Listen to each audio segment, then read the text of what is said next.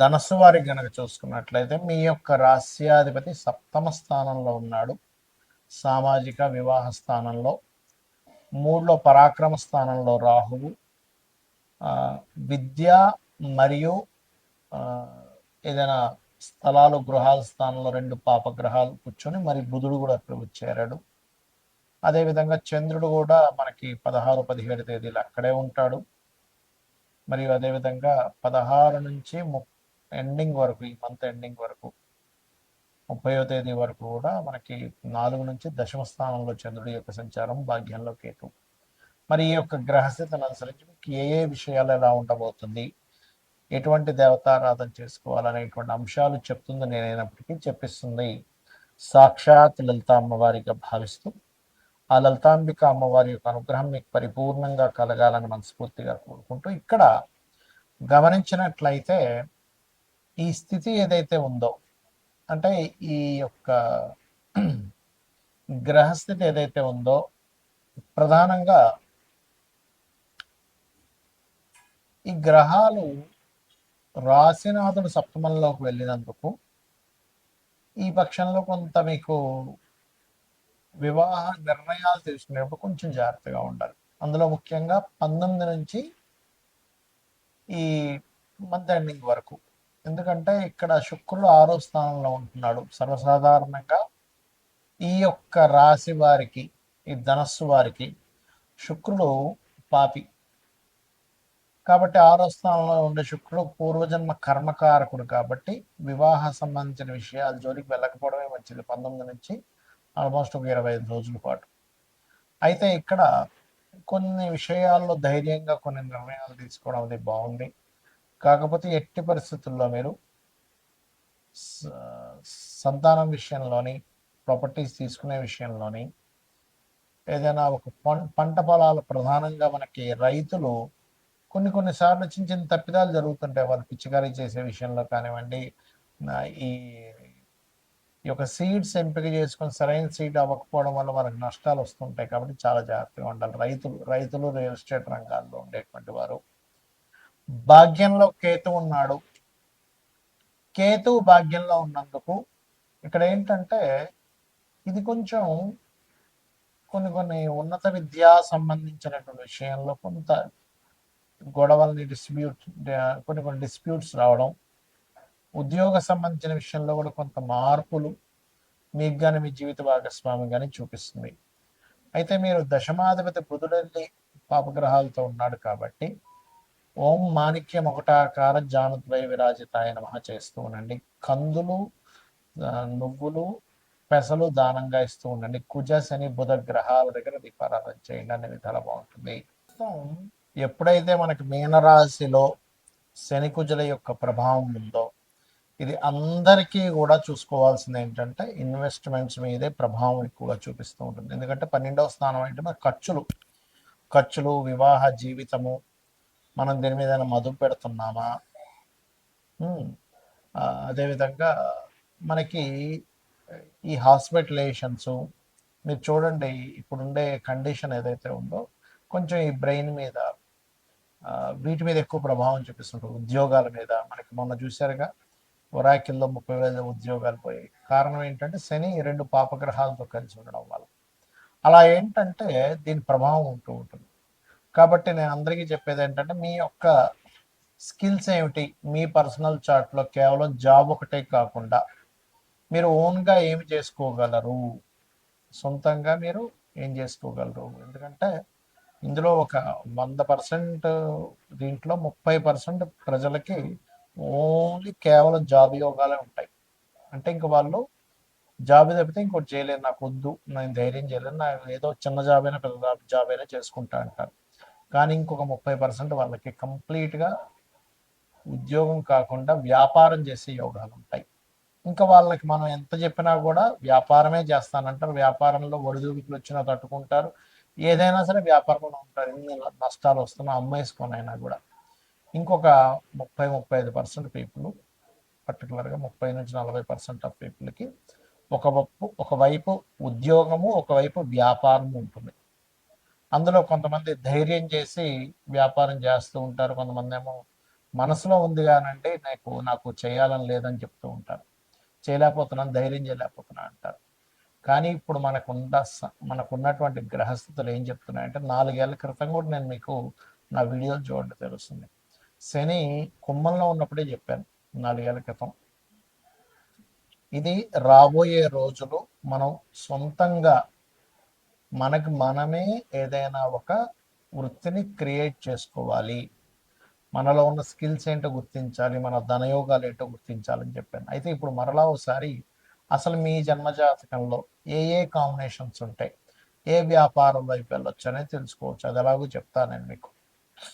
అది ఎలా అంటే ముందుగా మీకు బుధగ్రహం బాగుండాలి వ్యాపారంలోకి వెళ్ళాలంటే. బుధగ్రహం పాడైతే అంచనాలు, లెక్కలు వేయడము, ఒక వ్యాపారంలో దాన్ని ఎలా చేయాలనేటువంటిది ఎప్పటికప్పుడు దాన్ని ఆ యొక్క స్కిల్స్ పెంచుకోవడము, అదేవిధంగా కొంత వీరికి అభివృద్ధికరంగా ఎలా చేయాలనే ఆలోచనలు తగ్గిపోతూ ఉంటాయి బుధుడు బాగోకపోతే. అలా వెళ్ళిపోతూ ఉంటారు. బుధుడు బాగుంటే ఒక రోజు నష్టం వచ్చినా ఇంకో రోజు బాగా చూసుకుంటారు. ముందుగా బుధుడు బాగుండాలి. రెండవది, మీ జన్మజాతకంలో సర్వీసెస్ ఇచ్చే వ్యాపారమా, ప్రోడక్ట్ రిలేటెడ్ వ్యాపారమా తెలుసుకోవాలి. మీడియేటింగ్ చేసేదా. ఒక్కొక్కసారి ప్రోడక్టే కానీ మీడియేటింగ్ ద్వారా ఉంటుంది. రియల్ ఎస్టేట్ ఉంది, భూమే, కానీ మీరు ఏం చేస్తారు, మధ్యవర్తిత్వంగా ఉండి ఎవరికైనా కావాలంటే భూమి అమ్మిచ్చి పెడతారు. మరికొంతమందికి సర్వీసెస్ ఓన్లీ ఎలాగా అంటే ఇప్పుడు లా సర్వీసు, కారు అమ్మడం ప్రోడక్ట్ అనుకుంటే కారు రిపేర్ సర్వీసు, కార్ కావచ్చు, ఫోన్ కావచ్చు, బైక్ కావచ్చు, ఇప్పుడు నాలాంటి ఆస్ట్రాలజీ కావచ్చు, వాస్తు కావచ్చు, టీచింగ్ కావచ్చు, కన్సల్టెన్సీ సెంటర్స్ కావచ్చు, ఇవన్నీ సర్వీసెస్. అంటే మీ జన్మజాతకంలో సర్వీసెస్సా లేకపోతే ప్రోడక్టా, ఇది ఎట్లా చూస్తాం. 12వ స్థాన సంబంధం వస్తే సర్వీసెస్, 4th హౌస్ రిలేటెడ్ సంబంధాలు వస్తే ప్రోడక్ట్. ఇవేమీ కాకుండా ఉన్నాయంటే ప్రోడక్ట్ కారు కూడా ఎక్కడ ఉన్నాడనేది చూసుకోవాలి. రైట్. అయితే ఇక్కడ మనకి చాలా చాలా విభాగాలు ఉంటాయి వ్యాపారంలో. మీకు ఎందులో ధనం వస్తుంది అనేది చూసుకోవాలి. దాన్ని ఎలా చూసుకోవాలో చెప్తాను, మీకు మీరే చూసేసుకోవచ్చు. రెండవ అధిపతి అంటే ధనాధిపతి ఎవరు అనేది చూడండి. మీ ప్రతి లగ్నానికి రెండవ అధిపతి అనేది ఒకరు ఉంటారు. పంచమాధిపతి ఎవరో చూసుకోండి. అంటే మీ ఆలోచన కారకుడు, లక్ష్మీ స్థానంగా చెప్తూ ఉంటారు. ఇక మూడవది భాగ్యాధిపతి, ఆయన ఎవరు, ఎలా ఉన్నాడు. నాలుగవది లాభాధిపతి, వ్యాపారంలో కావాల్సిందంటే లాభాలు లేదా అదృష్టం కొద్దీ కలిసి రావడం, భాగ్యం. పంచమం లక్ష్మీ స్థానం, 2 ధనస్థానం. ఈ నాలుగిట్లో ధనాన్ని ప్రధానంగా మొదటి స్టెప్ తీసుకోండి. ఫస్ట్ సెకండ్ లార్డ్ ఎవరు, సెకండ్ పోర్ట్ఫోలియో ఎవరికి వచ్చింది, ఆయన వెళ్ళి ఏ గ్రహంతో కలిసాడు. ఆయన కుదరలేదు, తర్వాత భాగ్యాధిపతి, తర్వాత లాభాధిపతి, లేదా లాస్ట్లో పంచమాధిపతి చూసుకోవచ్చు. అంటే ఈ నాలుగిట్లో ఏది బలంగా ఉందో దానికి సంబంధించి చేయడం వల్ల మీకు బాగుంటుంది. అయితే ఇక్కడ ఈ అధిపతి ఎవరితో కలిశారో చూసుకోవాలి. రవితో కలిసి ఉన్నాడు, లేదా రవి రాశిలో ఉన్నాడు. మీరు ఖచ్చితంగా ఆరోగ్యాన్ని ఇచ్చేటువంటి వ్యాపారం ఏదైనా చేయొచ్చు.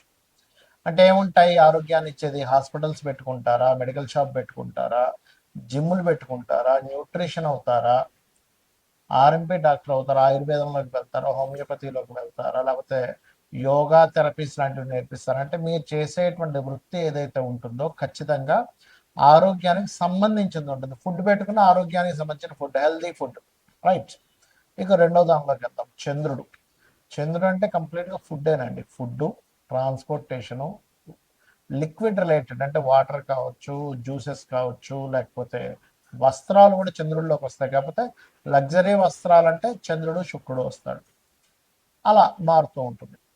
ఇక మానసిక రోగులు ఉంటారు కొంతమందికి, చిన్నపిల్లల డాక్టర్లు, అదేవిధంగా మెడిటేషన్స్ నేర్పించడము, మానసిక శాస్త్రవేత్తలు అవ్వడము, ప్రయాణాల ద్వారా, టూరిజమ్స్ ద్వారా. అయితే ఇందులో మళ్ళీ ఎలాంటి టూరిజమ్స్ అంటే మళ్ళీ గురువు రాశుల్లో ఉంటే ఆధ్యాత్మిక సంబంధించిన టూరిజమ్స్ ఉంటాయి అట్లా.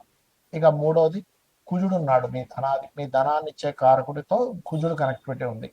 అప్పుడు ఎలాగా సెక్యూరిటీ సర్వీసెస్, మిషనరీస్, అది చిన్నది కానివ్వండి, పెద్దది కానివ్వండి, ఎలక్ట్రికల్ రిలేటెడ్, బ్యాటరీస్ రిలేటెడ్, ఇట్లాంటివి మీరు చేసుకోవచ్చు.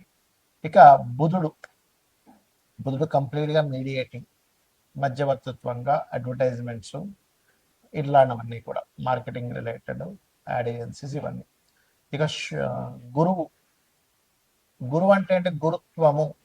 మీరు ఎవరికైతే ఏదైతే నేర్పిస్తున్నారో మీరు ఎవరికైతే ఏదైతే చెప్తున్నారో ఈ గురుత్వ సంబంధించినటువంటివి మీకు ధనయోగాన్ని ఇచ్చేదంతా కూడా గురువు.